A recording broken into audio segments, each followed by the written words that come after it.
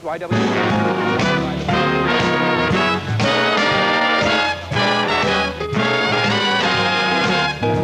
out of Seattle, smells like love, don't it? It's the Swoop Show with Gregory Struss.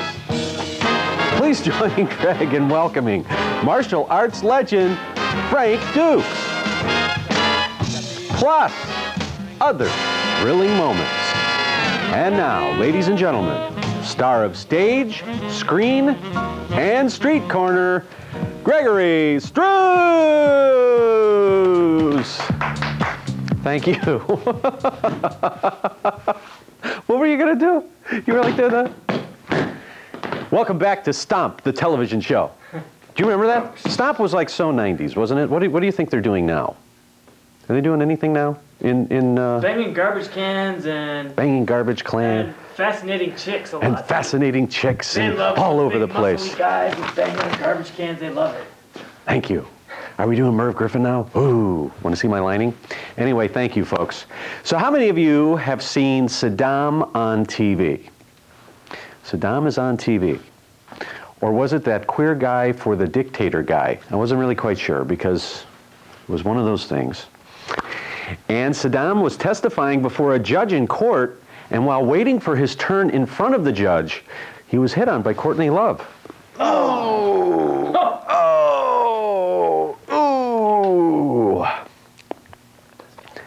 So much for sound effects. John Kerry has chosen John Edwards as his vice presidential candidate.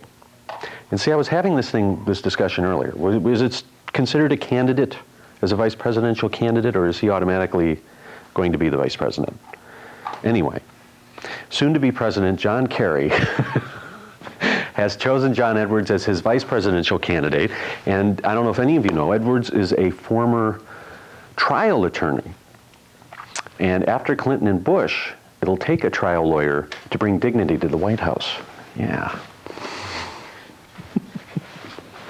I don't know if I said that right. Was that right, Paul? And you all gearing up for the Olympics in Athens, Greece. Bert, you're going, aren't you? Yes, absolutely. Greg, you going? Athens, Greece? Athens, Greece. I'm going to wear a toga. I'm going to wear a toga. Apparently, they're almost finished with the stadium. There will be cutbacks, though. Athletes were told to bring their lawn chairs for friends and family members who will be attending.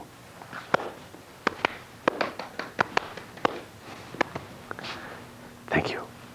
Now, see, I wasn't sure when Mr. Dukes comes on if I'm supposed to go like this with the left hand, if I'm supposed to go like this with the right hand.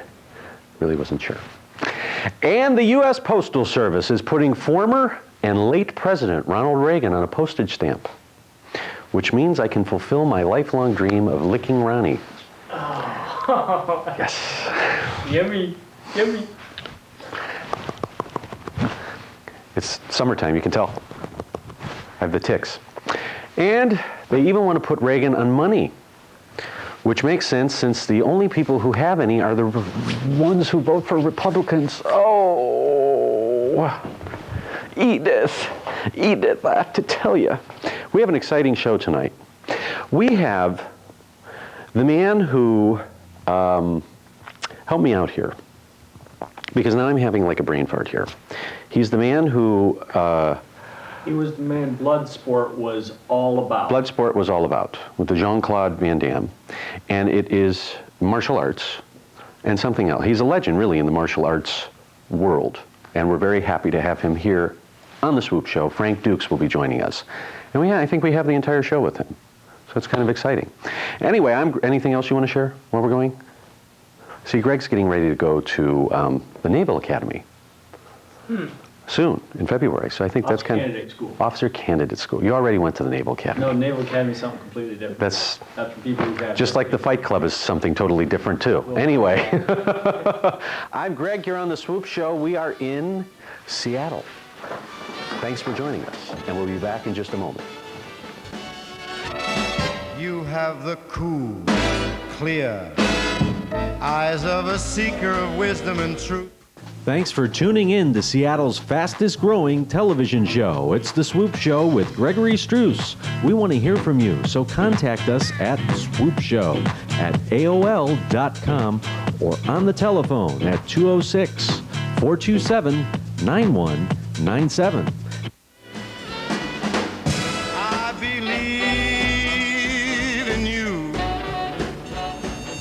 believe in you. And our audience of one. Is it back? Where is it?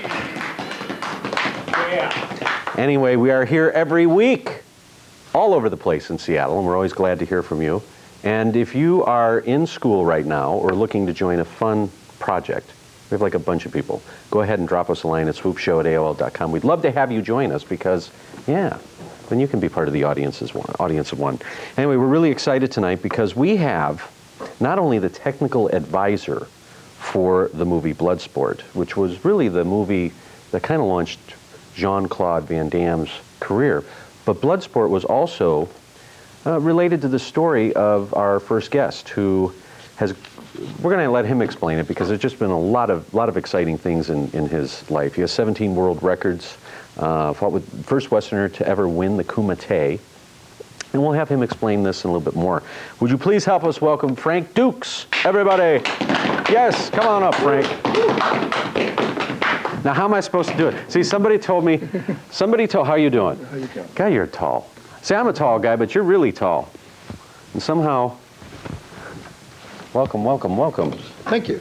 Now, somebody was telling me today, they said, when Frank comes on and his head is totally chopped off, we will, I don't know what happened to your head there. They said if you go like this, like with the left hand, Yeah. that's not good, or is it like this? No, what it is in ancient times when men used to duel, if you showed an open hand like this, what that meant is I had no obligations, because if you covered your hand and said I do have obligations, that means if you dueled and you killed the person, you were responsible for that person's obligations. Now, obligations meaning what? Debts. Their mortgage? Debts, family, etc. So if you opened? You present yourself with an open hand and you're challenging, that means I have no obligations, let's get it on. And whereas you're covering the hand, says, no, this is out of respect, I have obligations.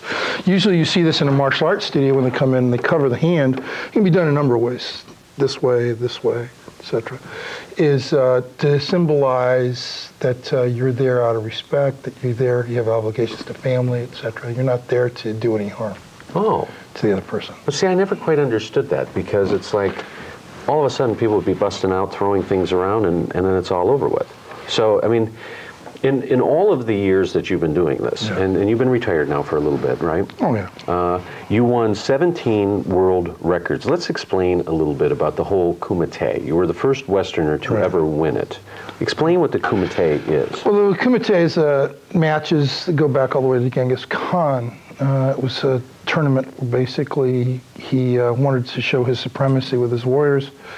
He began by using conquered nations, conquered warriors, putting them in a tournament, if you would.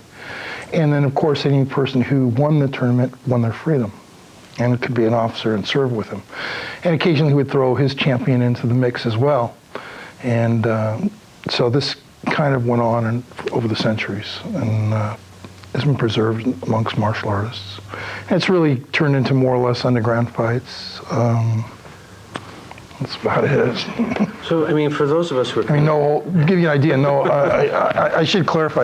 It's sort of like no holds barred fighting. It's what the UFC that you see today was born out of, inspired out of that whole arena, that whole... And what was funny, when I was talking to some people today, I walked in and they're like, you have Frank Dukes on tonight? You have the Frank Dukes on tonight? Because this was the gentleman who really was the person behind why the whole Ultimate Fighting Club even started. Yeah. Now, how does that feel? Because now you have a very select group of people, young guys and young men who kind of worship you in a sense.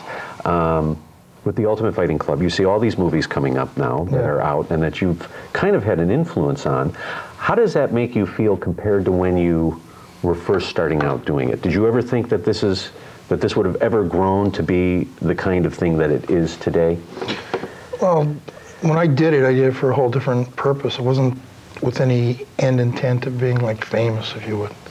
If actually, I wouldn't even be here today if it wasn't for, Grey Wolf Productions, a very good friend of mine, Paul, Rakish, taking the time out to convince me to come in and do this. Because you never give interviews, No. and we're very thrilled and honored that you decided to do it, because you said, you know, I'm doing this because, you know, I haven't done this before, and it sounded like it was fun, and you know, you're I've given interviews in the past, but I'm very reluctant to give them. You know. Why is that? Do you think that it's because of what happened? I mean, you had a movie, obviously Fight Club with Jean-Claude Van Damme, which was pretty much relative to your life. I think you're thinking of Bloodsport. Bloodsport, excuse me. Which one did I say? Bloodsport. Okay. Fight Club was another with, one. With Brad Pitt. Brad Pitt, okay, I'm sorry. But Bloodsport was pretty much about your life. Yes. And then something just didn't work out real well with that. Is that anything that you can go into? Or? Me and Jean-Claude were very good friends. Unfortunately, there's an old saying, be careful what you wish for. And he wished to be a star, and unfortunately, I don't think he was prepared to deal with all the temptations that come with it. And he's had a battle with, you know, alcohol, drugs, etc., which inevitably put us at odds with each other in some respects. We ended up in a lawsuit, I think it was 1998, over a project called The Quest, which I sat down and wrote with him, and he took credit for. And it took the actual intervention of the Writers Guild to even get some, kind of credit for it. And I ended up in a lawsuit with him, but not for the purpose of really acquiring money, because he'd already offered me a settlement. Right. It was really kind of like to slap him across the face and say, hey, take a look and hold him accountable. And in a manner that maybe he could turn his life around. And that's the hardest thing to do when you're friends sometimes, is to step in and do those kind of difficult things. And in fact, in the trial, I mean, I was brought to tears. And it was for that purpose. It was not for the purpose of lining my own pockets, you know. I mean, because like I said, I had a sure thing with a settlement offer that was made to me by them, which is, quite substantial. So as a fighter, do a lot of these guys who are in movies, I mean, Jean-Claude Van Damme, I mean, is he somebody who would spar with you, or was this more... Well, I trained Jean-Claude. I mean, I found, Jean-Claude had some training. He trained under a guy named Ben Weiss in Europe. He had some training. He was very stiff as far as I was concerned. And yet at the same time, he had some very interesting movements coming from a dance background. He had studied ballet. Quite extensively, and he turned all that into a plus for himself, so you got to give the guy credit. I mean, he was determined, he persevered, he worked hard at it. I was going to say, when we come back, we will, I want to talk about your world's fastest knockout ever, because this is amazing stuff. Also want to talk about the, there was a Dimmock, is that it? Dimmock, because that's really interesting too, and for people who don't understand the whole martial arts thing, this is pretty incredible stuff. And we are with Frank Dukes. We are in Seattle, and we'll be back after this.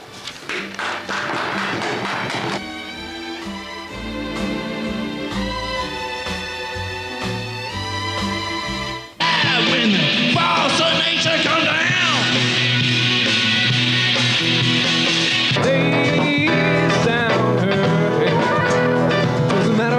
Right or wrong, just depends who's singing. I think I had to do something really big, like climb Mount Everest or play the piano or save the world.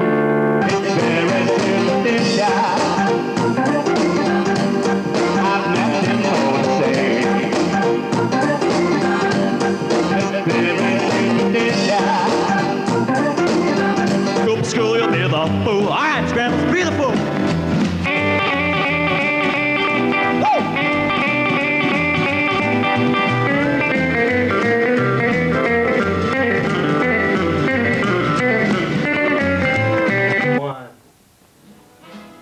Okay, we're back with Frank Dukes.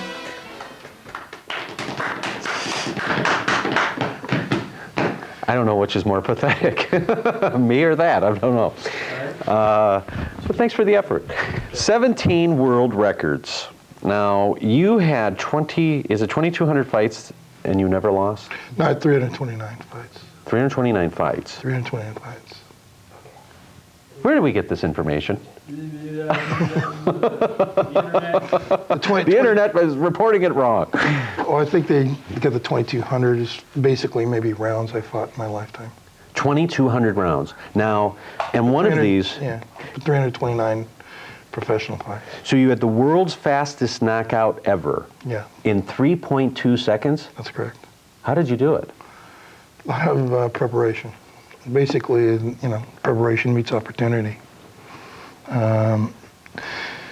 In those days, I did certain things that I guess were considered unpopular at the time. I did a lot of cross training, weight resistance training, and in the old days, that was looked down upon. In doing my cross training, I developed like the left hook, which a lot of martial artists at that time had never practiced to defend against. So that was a great tool, and, to my advantage. Plus, being recorded with the world's fastest punch and kicks helped a lot too. So. So when you see like a lot of these people, you take a look at Muhammad Ali in his day, and you take a look at some of these other guys that are doing boxing today. Do you ever just look at them sometimes and say, "That's nothing. I can take you"? Actually, I have. I've seen some guys who have done that, and actually, it's kind of funny. In 1993, I actually came out of retirement and fought matches to prove a point. Here's a real funny story for you. I was in a demonstration in Switzerland. I had been in Paris the week before that, and I was recorded for being the only person in the world to break bulletproof glass with a punch. If you know that. Actually, I should say an open hand strike, but the only person to actually do that. You could actually see the police officer shoot the glass with a 9mm. You could see the bullet in the glass, and of course I hit it and broke it. Give you an idea of the tremendous amount of power that you can generate as a martial arts master. And did you ever break anything, like a hand, or? No, but I had a bone bruise that of course stayed with me for about a year and a half. But my point is, from there I was asked in the spur of the moment, would I mind doing a demonstration at in Switzerland, Lausanne, and a seminar. Well, at least what I thought it was a seminar. So I went to one place, we did a demonstration, and I went to another place, and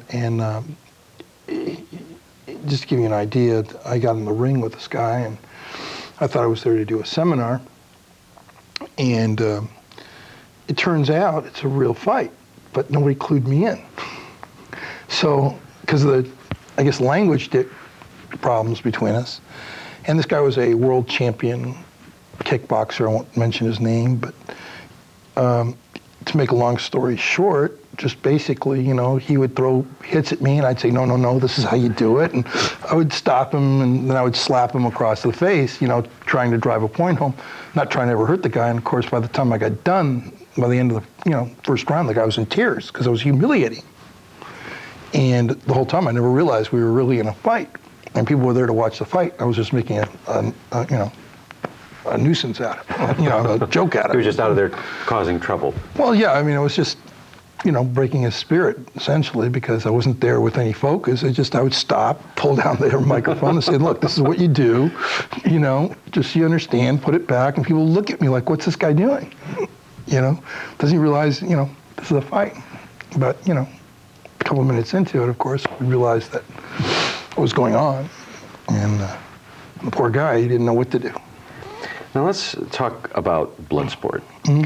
This was a story that pretty much dealt with you in your life. Right.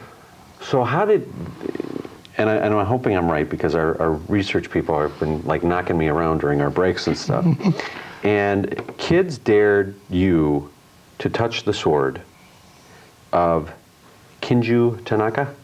Senzo Tanaka. Senzo Tanaka. But you ended up training with his son? Well, that's the movie stuff. The movie stuff. The movie stuff. Yeah. So it was not.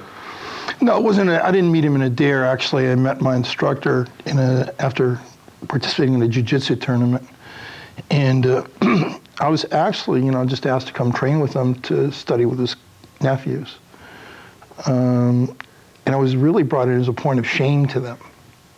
because he didn't feel they were studying hard enough. So he was going to say, well, see what I have to deal with now. I have to hand down my lineage to this white kid, you know.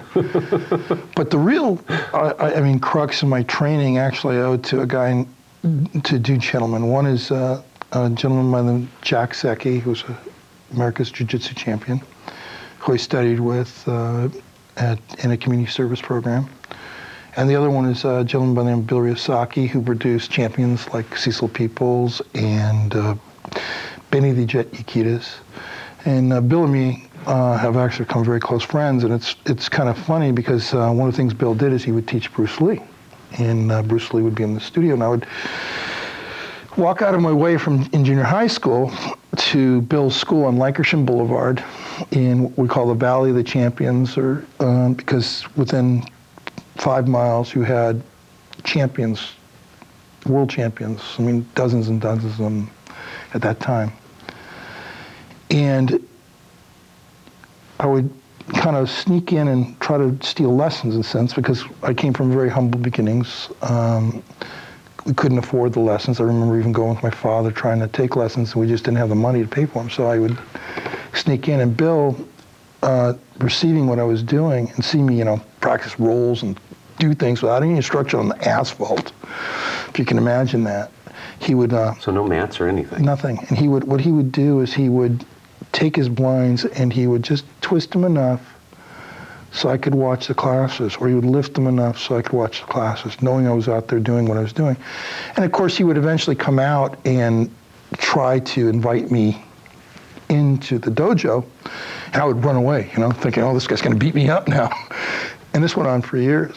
And interesting enough, as time went on and things have evolved, of all the people he trained, when it came time for him to be awarded his ranking and to be bestowed certain honors, I was the one he asked to be the one to be the presenter years later. And to this day, he refuses to have me call him as, you know, Sensei Bill or as instructor, but actually treats me as an equal, which is a tremendous feeling. So what do you think's been the biggest challenge for you now that you are no longer doing this on a regular basis? Is it different for you? I mean, you obviously have had a lot of challenges, obviously, you know, growing up, as we all do. And you've taken some hard blows, injuries, and have managed to pick yourself back up and kind of do that. I mean, I'm feeling very inspired by all of it, because it's... Well, just imagine this. I came back from, you know, 2 brain tumors and a bout with spinal meningitis. They put me in a coma. I had to learn how to walk and talk again, things that people normally take for granted. I've got a blown out thyroid. That's why I'm probably a little heavier than I'd like to be. And I had to recover from that. Not only that, but emotionally, because, you know, when a year goes by and by the time you catch up to speed, you know, you really find out who your friends are, you know? And the worst part is finding out who your friends aren't, which unfortunately happened between me and Jean-Claude. So, but you go on. That's what warriorship teaches you, and that's what I'm really kind of dedicated to now, is I've actually spent my time and created a treatise on what I call the secrets of warriorship. And what I'm writing is probably the first compendium of its kind, where you will have one source as a martial artist or as a person to find out anything and everything you want to know about martial arts, from, you know, seizing, twisting, and locking the joints, to how to throw a punch, to what are the dynamics of conflict, what are the rules of engagement for running your life, lessons in strategy and tactics that you can take to your everyday life. So you're in Seattle now, having moved from, Paul talked you into coming up, and right now you're... Actually, I owe that to a gentleman by the name of Sky Benson. Oh, Sky Benson, okay. Sky Benson. And I so, believe his wife has been on, actually, a guest on your show. Kiki Ryder. Kiki. It's possible. Yeah. We are in the know. Yeah. Just like shaking his head. I don't know you anymore, dude. She's a rock performer. Quite very, very talented. I just actually saw her perform, in fact, this weekend with Roger Fisher from Heart, and some other members, I think, from The Jeffrey Heart. Castle Band. Yeah, the Castle Band. I think you saw her perform there. And so now you're going to be teaching? Is that what you're doing up here? Well, now I'm actually involved in a program and founding a program that is very dear to my heart, and probably one of the reasons I'm here tonight. And that is, I have an idea to start this program I call YES, Youth Enrichment Services or Schooling. We haven't even decided yet on the S to give you an idea how fresh this is. But my idea is to set up a special school in every city in the United States where someone like myself, a martial artist who's kind of accomplished, can bring in school teachers, teach them how to teach the curriculum of martial arts, and then put them back in the schools that they are teaching at, and run these after-school outreach programs for kids at a very nominal rate, so that kids like myself, who were starting out many years ago, and we'd have a place to go, and reaching underprivileged children, and bringing back to schools and instilling concepts of discipline, honor, self-esteem, which I think is critical if you want to really cut out, say no to drugs. Give a kid his self-esteem. Kids, how about our circle of friends? No. Well, the thing is, I think we all need that in our third. I think we all need that at all areas of our lives, don't we? Of course, but the main thing is what I'm trying to stress is your future. The future of this country is dependent upon the youth of this country, and if you really want to institute real change, then you got to start there. And sometimes someone who's very young can teach someone who's very old through example, not the other way around. Well, I can't tell you how thrilled we are that you decided to come on the show. I know that, as we mentioned at the beginning, that you don't do a lot of interviews, and I'm sure you have your reasons, because and people are probably knocking on your door all the time saying, I'd like you to, if you'd interview. But for you to take your time out to spend some time with us really meant a lot to us, and certainly wish you the best of luck, and always have an open door. Well, it's my pleasure. We'd love to have you back again sometime. Thank you very much. Thank you very much. All right, Frank Dukes, everybody. Yes, we do. I love that. Volume, volume, volume. Hey, here we are. We're going out of business. Sail, sail, sail. Got to get a close-up on his poo tie. There's a little thing with prune juice and tang. It's a little prune tang, but I got to tell you, no. Obviously, you're making a difference there already. Thank you. I'd like to think that I am. I feel like it's painful to talk to me or something. She's like this. No, not at all. I'm making a Boy Scout because they found out I did blow, and so I was asked to leave. Probably because I introduced myself to you at the gym, and you're like, "Get away from me, weirdo." And